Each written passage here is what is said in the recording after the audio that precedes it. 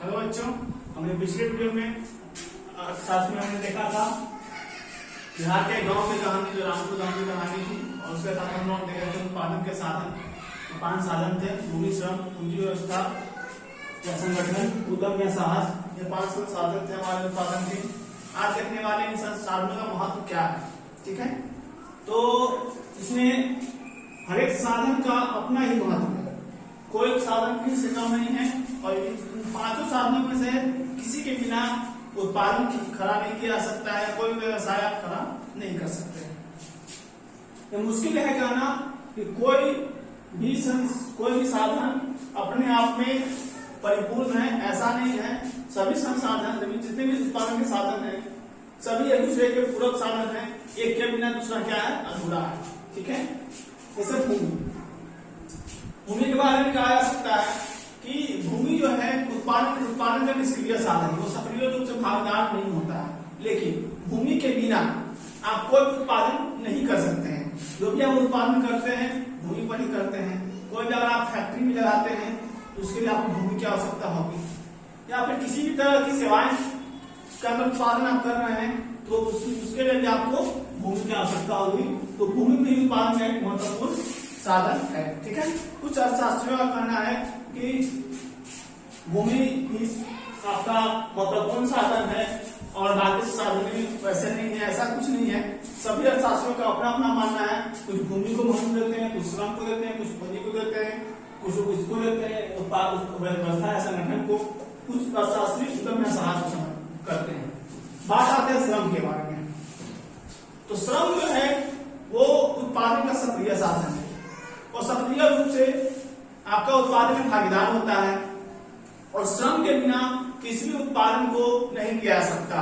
अगर आपका भूमि है, ठीक है, और आपके पास श्रम नहीं है, आपके पास मेहनत नहीं है, आप श्रम नहीं करना चाहते हैं, तो आप किसी भी उत्पादन को नहीं कर सकते हैं, ठीक है। तो जिस प्रकार भूमि उत्पादन के लिए महत्वपूर्ण साधन है, उसी प्रकार श्रम भी आपका क्या है, उत्पादन का महत्वपूर्ण साधन है। और कुछ अर्थशास्त्रियों का मानना है, पुराने जमाने में भूमि और श्रम को मौलिक संसाधन माना गया है।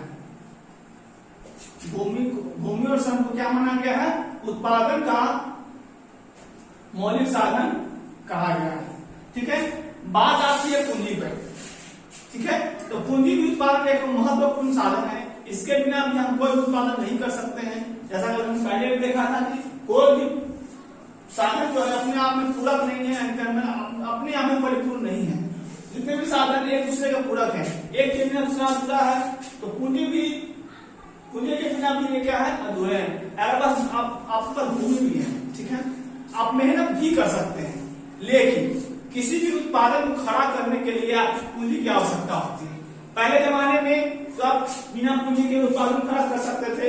आसपास खेती है तो उसमें आप खेती कर सकते थे, लेकिन आज के जमाने में किसी भी उत्पादन को खड़ा करने के लिए आपको किसी की आवश्यकता होती है, पूंजी की। और इस पूंजी के बिना आप किसी भी तरह का उत्पादन खड़ा नहीं कर सकते हैं। जैसे मान लिया जाए आपको चीनी की फैक्ट्री लगानी है, ठीक है, और आपके पास जमीन भी आ गया। मान लिया आपने जमीन खरीदा नहीं, हो सकता है कि आपके माता पिता या दादा दादी या कुछ पहले जमीन होगा, उसका प्रयोग आपने कर लिया चीनी फैक्ट्री लगाने में। श्रम की भी आपने आवश्यकता पूरी कर ली, मजदूरों को लगा दिया, ठीक है। बात आती है मशीनरी बैठाने की, चीनी की मशीन बैठाने की, तब तो चीनी का उत्पादन होगा, और उसके लिए आपको क्या चाहिए, पैसे की जरूरत होगी, जो आपकी पूंजी है। यानी कहने का मतलब कि किसी भी उत्पादन को खड़ा करने के लिए पूंजी की आवश्यकता होगी। अगर आपको इस चीनी फैक्ट्री लगाने में आपकी पूंजी की कमी हो जाएगी तो आप चीनी मिल को नहीं लगा पाइएगा, ठीक है। चौथी बात है व्यवस्था या संगठन, ठीक है। आपका भूमि भी है, आप मेहनत भी करवा लिए, खुद कर लिए, आपने पूंजी भी लगा लिया, उत्पादन हो भी गया, लेकिन उस उत्पादन को चलाने के लिए, मान लीजिए आपने चीनी फैक्ट्री लगाया है, तो उसको चलाने के लिए आपको किसकी आवश्यकता होगी, लोगों की आवश्यकता होगी। और लोगों की आवश्यकता को पूरा करने के क्या काम, क्या व्यवस्था, लोगों की व्यवस्था करना है।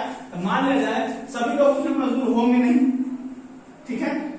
कुछ आपके काम लोग मजदूर काम कर रहे, उसकी देखभाल करने वाला होगा, कुछ आपका आय व्यय का लेखा जोखा करने वाले लोग होंगे, तो उनका एक व्यवस्था उनका संगठित करना, लोगों को संगठित करना, और आपने जो उत्पादन में माल तैयार किया है उसको मार्केट में बेचने के लिए भी आपको कुछ लोगों की आवश्यकता होगी और उसके लिए आपको संगठन बनाने की आवश्यकता होगी। इस प्रकार आपका व्यवस्था है संगठन की उत्पादन का महत्वपूर्ण साधन है, इसके बिना आप उत्पादन नहीं चला सकते हैं। आगे उद्यम या साहस, पांचवा पॉइंट है उद्यम या साहस। ठीक है, आपका भूमि भी है, श्रम भी है, पूंजी भी है, आपने संगठन भी बना लिया, व्यवस्था भी कर लिया, लेकिन आपके पास साहस नहीं है, आप में ये साहस नहीं है कि मेरा बिजनेस चलेगा या डूब जाएगा, तो भी आप बिजनेस को या किसी उत्पादन को शुरू नहीं कर सकते हैं। कैसे? मान लीजिए आपने चीनी फैक्ट्री स्टार्ट किया, ठीक है, उसके बाद आपने उत्पादन भी कर लिया, लेकिन मार्केट में आपको इसको ले जाने में कठिनाइयां हो रही है और इसमें आपको फैक्ट्री को डेवलप करने में, आपको फेमस होने में टाइम लग रहा है और आपने ये साहस नहीं है कि हम इसका इंतजार कर सकें, तो आप क्या हैं, आप उत्पादन नहीं कर सकते हैं, तब आप क्या हो जाएंगे, आपका व्यवसाय नहीं चल पाएगा। चलिए आते हैं वस्तुओं का वर्गीकरण। वस्तुएं दो तरह की होती हैं, एक होता है उपभोग की वस्तुएं, एक होता है उत्पादक की वस्तुएं। उपभोग की वस्तुएं क्या होती हैं? तो वैसी वस्तुएं जिनका प्रत्यक्ष रूप से मानव की संतुष्टि के लिए उसका प्रयोग किया जाता है, यानी कहने का मतलब वे वस्तुएं जिनका हम प्रयोग अपने लाभ के लिए करते हैं, यानी अपने आंतरिक लाभ के लिए, उससे हम आय प्राप्त नहीं होती है, उसे हम क्या कहते हैं, उपभोग की वस्तुएं कहते हैं। ये दो प्रकार की होती हैं, ये होती है आपका एकल प्रयोग या गैर टिकाऊ। कहने का मतलब एकल प्रयोग कहने का मतलब वे वस्तुएं जिनका हम एक बार प्रयोग कर लेने के बाद उसका दोबारा प्रयोग नहीं कर सकते हैं। जैसे भी जितने भी खाद्य पदार्थ वस्तुएं हैं वे सब एक बार अगर एक बिस्कुट को खा लिया जाए फिर दोबारा उसको नहीं खाया सकते, वो नष्ट हो जाती है।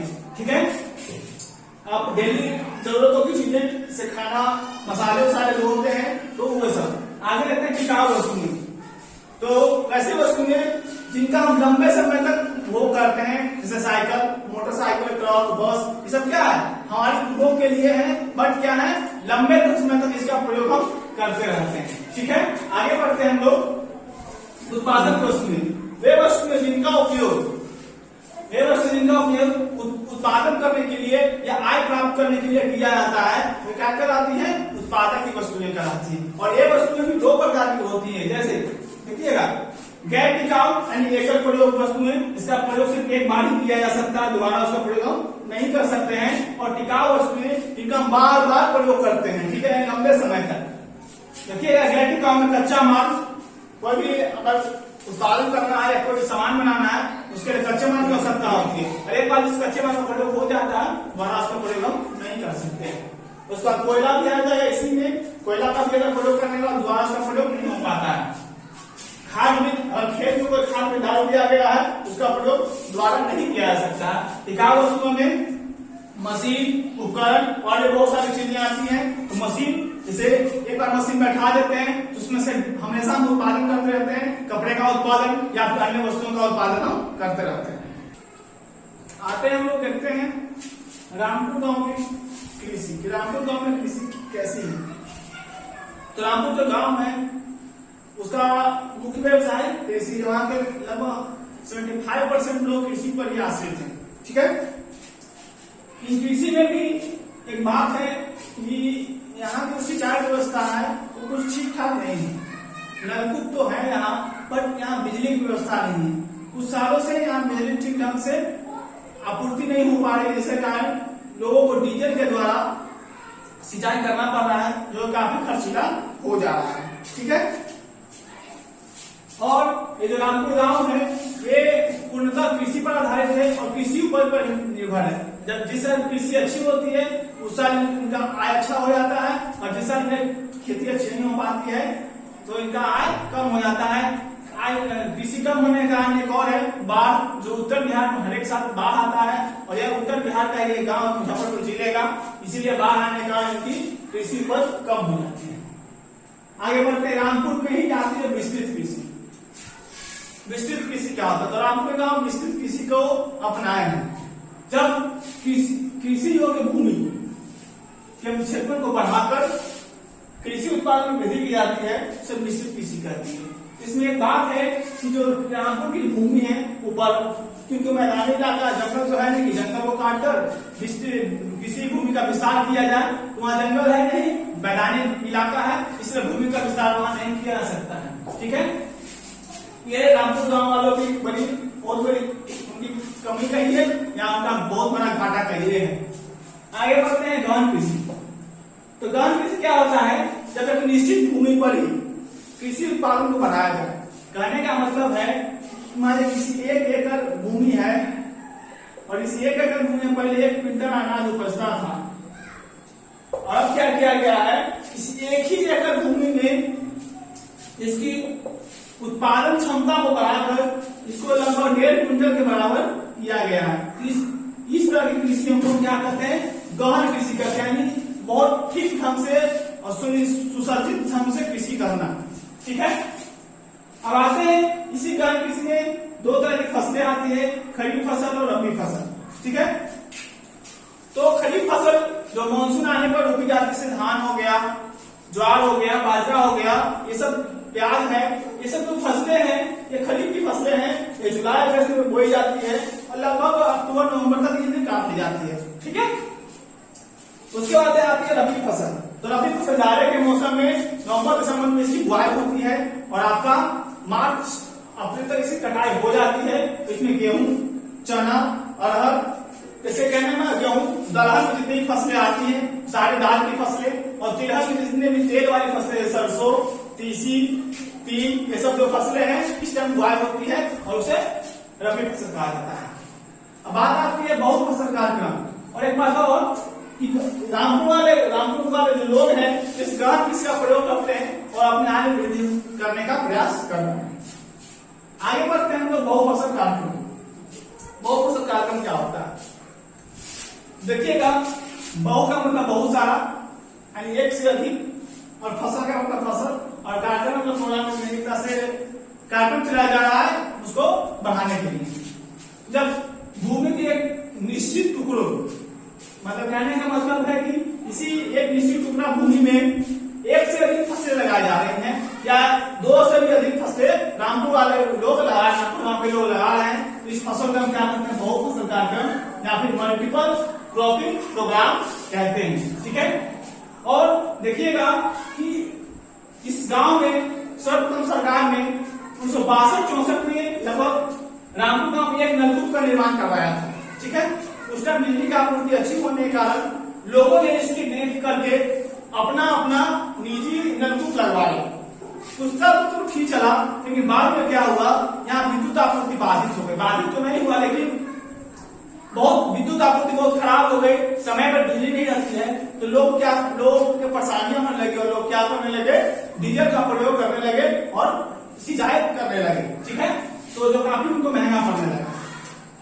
और बिहार की जो भूमि है वो लगभग 102 लाख हेक्टेयर भूमि, तो राज्य की कुल भूमि कृषि भूमि से भी अधिक है। कहने का मतलब है अगर 102 लाख हेक्टेयर पर टोटल पर अगर कृषि किया जाए तो हम बहुत ज्यादा धन प्राप्त कर सकते हैं और बहुत ज्यादा उत्पादन कर सकते हैं। इतना उत्पादन कर सकते हैं कि अपने तो अच्छे से खा सकते हैं और दूसरे राज्यों और पूरे देश में इसका निर्यात कर सकते हैं। इससे हमारी आय बढ़ेगी और उत्पादन क्षमता तो बढ़ रही है, इससे रोजगार भी उत्पन्न होगा और सरकार को भी कुछ लाभ हो जाएगा। ठीक है, लेकिन इसकी एक कमी क्या है कि यहाँ की सिंचाई व्यवस्था ठीक नहीं है। ठीक है, राज्य के लगभग 63% सिंचित भूमि नलकूप के द्वारा और 30% भूमि नहरों द्वारा सिंचित है। ठीक है, और नलकूप की हालत बहुत खराब है, बिजली ठीक से नहीं रहती है, जिसके कारण नलकूप के द्वारा सिंचाई ठीक ढंग से नहीं हो पाता है। जो देखिएगा 49% भूमि पर ही सिंचाई व्यवस्था की गई है, नलकूप से जो सिंचाई होता है 49% भूमि पर ही हो पाता है, लेकिन बाकी जो शेष भूमि बचती है वो मानसून पर आधारित है। और यह 30% भूमि नहर है, तो ये नहर भी क्या है, मानसून पर अगर पानी बढ़ता है तो नहरों में पानी जाता है, नहीं तो ये नहर सूखा पड़ा रहता है, जिसके कारण सिंचाई ढंग से नहीं हो पाती है और ऊपर भी ठीक ढंग से नहीं हो पाता है। चलिए आते हैं हम लोग कृषि की नवीन तकनीक, न्यू एग्रीकल्चर टेक्नोलॉजी। तो पहले तो परंपरागत ढंग से खेती की जाती थी जिसमें उत्पादन कम होता था। ठीक है, लेकिन एक कार्यक्रम चलाया गया अधिक उपज देने वाला कार्यक्रम, जो इसको कहते हैं हाई यील्डिंग वेरिएटिव प्रोग्राम, इसको हम HYVP के भी नाम से जानते हैं। ये 1966 और 67 में चला था, ठीक है। इसके अंतर्गत खेती की पुरानी पद्धति को छोड़कर खेती की नई पद्धतियों का जानकारी दिया गया किसानों को, ठीक है। और एक बात थी कि जो खेती की पुरानी पद्धति थी उसमें सिंचाई और उसकी देखभाल की आवश्यकता कम थी, ठीक है। लेकिन जो नवीन पद्धति थी उसमें जल की आवश्यकता ज्यादा थी, सिंचाई की व्यवस्था ज्यादा अच्छी करनी पड़ती थी, ठीक है। फसल तो ज्यादा उपजता था लेकिन उसमें व्यवस्था कुछ ज्यादा अच्छी करनी पड़ती थी। बात आती है 1960 की। इस दशक में हरित क्रांति की शुरुआत हुई थी, ठीक है। और इसके द्वारा भारतीय किसानों को गेहूं और धान की नई किस्म की बीजें उपलब्ध करवाई गई, जो कि काफी नई टेक्नोलॉजी की बीजें थी और ज्यादा उत्पादन करने वाली बीजें थी। यानी कहने का मतलब कि कम भूमि में ज्यादा उत्पादन देने वाली थी, लेकिन इसमें जल की आवश्यकता और सिंचाई की ज्यादा शक्ति की जरूरत पड़ती थी, ठीक है। बात यह है, और इस नवीन पद्धति की शुरुआत भारत में सबसे पहले पंजाब, हरियाणा और पश्चिमी उत्तर प्रदेश के किसानों के द्वारा किया गया था, ठीक है। इन नवीन पद्धतियों में रासायनिक खाद उर्वरकों का प्रयोग किया जाता था और इसकी काफी अच्छी देखभाल की जाती थी, तो काफी अच्छे फसल का उत्पादन होता था, ठीक है, कम भूमि पर। और जो बड़े किसान हैं उनके द्वारा ट्रैक्टर, जैसा कि उनके पास पैसा था तो नए नए तकनीकों का प्रयोग करने लगे, उत्पादन में और ज्यादा बढ़ोतरी होने लगी और मेहनत भी कम पड़ने लगा, ठीक है। जो एक खेत को जोतने में एक दिन टाइम लगता था, आज क्या हो गया, एक दिन में 4 से 5 खेत एक ट्रैक्टर के द्वारा जोत दिए जाते थे। थ्रेशर से फसलों की बुआई होती थी, कटाई होती थी, उसे काफी समय लगता था, थ्रेशर के माध्यम से वो भी काफी तेज हो गया। उसके बाद आते हैं भूमि की उत्पादकता, प्रोडक्टिविटी ऑफ लैंड। तो भूमि की उत्पादकता कैसे बढ़ाई जाए इसके बारे में सोचा गया और इसी के लिए आपका हरित क्रांति आया था, HYVP प्रोग्राम आया, ठीक है। इस भूमि की उत्पादकता को बढ़ाने के लिए रासायनिक खाद तथा उर्वरकों का प्रयोग को बढ़ाया गया, ठीक है, और उसका उचित प्रयोग। पहले क्या होता है, इसमें पहले मिट्टी की जांच कर ली जाती है और किस मिट्टी को कितने खाद की आवश्यकता और उर्वरक की आवश्यकता है, उसी के अनुसार उसको उतना खाद या उर्वरक दे दिया जाता है, ठीक है। एक रिपोर्ट के अनुसार वर्ष 2000 और 2001 में लगभग प्रत्येक पेड़ 85 kg रासायनिक खाद उर्वरकों की खपत थी, लेकिन जो 2010-11 में बढ़कर कितना हो गया, 183.4 kg, ठीक है, इतना हो गया। लगभग कहने का मतलब कि 100 kg का बढ़ोतरी हो गया। 10 सालों में रासायनिक खाद या उर्वरकों में इतनी बढ़ोतरी हो गई, 100 kg पर हेक्टेयर की बढ़ोतरी हो गई। यानी कहने का मतलब कि 10 साल में एक हेक्टेयर में जो पहले 85 किलो की होता था, अब क्या हो गया, वो लगभग 184 किलो के लगभग पहुंच गया।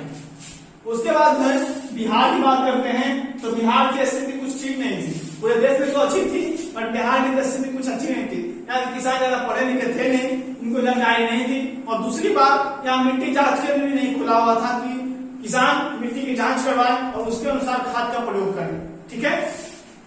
तो क्या हुआ, बिहार के किसान मिट्टी के बिना जांच करवाए रासायनिक खाद का प्रयोग करते थे। उनको ये पता ही नहीं था कि कितने खाद की आवश्यकता है, कितने उर्वरक की आवश्यकता है। मन में जितना आता था उतना खाद उर्वरक डालते थे। इससे क्या होता था, जो खेत जो थी वो रासायनिक यानी केमिकल से पूरा भर जाता था और उस उर्वरकता कम हो जाती थी, ठीक है। तो बिहार सरकार की नींद खुली कुछ दिनों बाद। शुरुआत में कुछ आगे नहीं सोई हुई थी, पर बाद में क्या हुआ, बिहार सरकार की नींद खुलती है और वो मिट्टी जांच प्रयोगशाला के लिए यानी मिट्टी जांच केंद्र खुलवाने के लिए 309 करोड़ रुपए का आवंटन करती है और यहाँ एक मिट्टी जांच केंद्र खोला जाता है, जिसके द्वारा किसान अपनी मिट्टी की जांच करवाते हैं और उचित रासायनिक खाद और उचित उर्वरक का प्रयोग सही मात्रा में करने लगते हैं। तो ठीक है, आज की वीडियो में इतना ही। मिलेंगे अगले वीडियो के साथ, इसमें हम लोग पढ़ेंगे। आज हम लोग देखेंगे प्रोडक्टिविटी ऑफ लैंड, आगे देखेंगे भूमि का वितरण और दूसरे टॉपिक देखेंगे। तब तक के लिए धन्यवाद, जय हिंद।